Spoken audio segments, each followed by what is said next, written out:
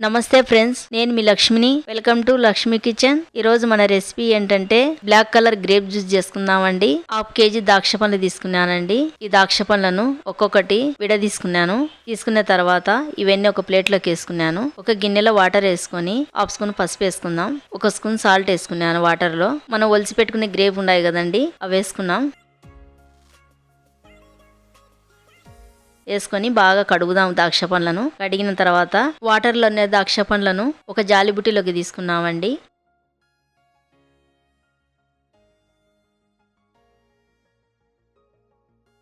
Mixie గిన్నె తీసుకున్నాం. కడిగి పెట్టుకునే ద్రాక్ష పండ్లు ఉన్నాయి కదండి, అవి మిక్సీ గిన్నెలు వేసుకున్నాం.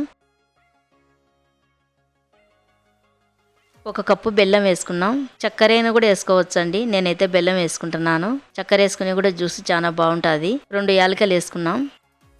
1 గ్లాస్ కూల్ వాటర్ వేసుకుందామండి. కూల్ వాటర్ వేసుకుంటే జ్యూస్ తాగడానికి చల్లగా ఉంటుందని కూల్ వాటర్ వేసుకుంటున్నాను. వేసుకున్న తర్వాత నున్నగా మిక్సీ పట్టుకున్నామండి. ఎక్కడ ద్రాక్ష పండ్లు కనిపించకుండా వీలైనంత నున్నగా పట్టుకున్నాం.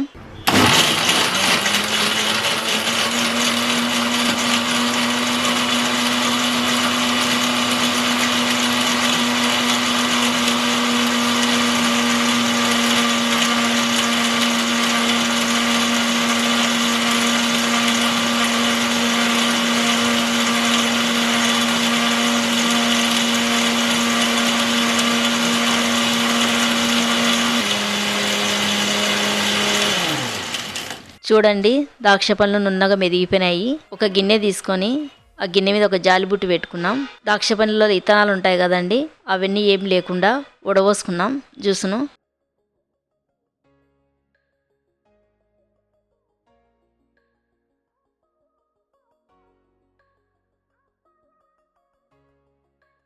చూడండి, ఇవన్నీ ఇత్తనాలు పిప్పి ఇదంతా వచ్చింది. ఇదంతా వేస్ట్, ఇది పక్కన వేసుకుందాం. 1/2 స్పూన్ సాల్ట్ వేసుకుందాం. 1 నిమ్మ చెక్క లెమన్ జ్యూస్ వేసుకుందామండి.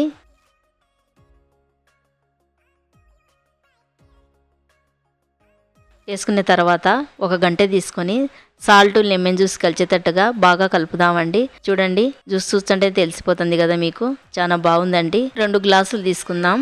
మిక్సీ పట్టుకునే గ్రేప్ జ్యూస్ ఉంది కదండి, గ్రేప్ జ్యూస్ 2 గ్లాసులలో వేసుకున్నాం. నేనైతే ఐస్ ముక్కలు వేసుకోవడం లేదండి, అట్లనే తాగేస్తాను. మీకు ఐస్ ముక్కలు కావాలంటే ఈ గ్లాస్ లో 1 ఐస్ ముక్క వేసుకోవచ్చు, ఆ గ్లాస్ లో 1 ఐస్ ముక్క వేసుకోవచ్చు అండి. అంతేనండి, మన గ్రేప్ జ్యూస్ రెడీ అయిపోయిందండి. చూడండి, ఈ గ్రేప్ జ్యూస్ అంటేనే చాలా కలర్ఫుల్ గా ఉంది.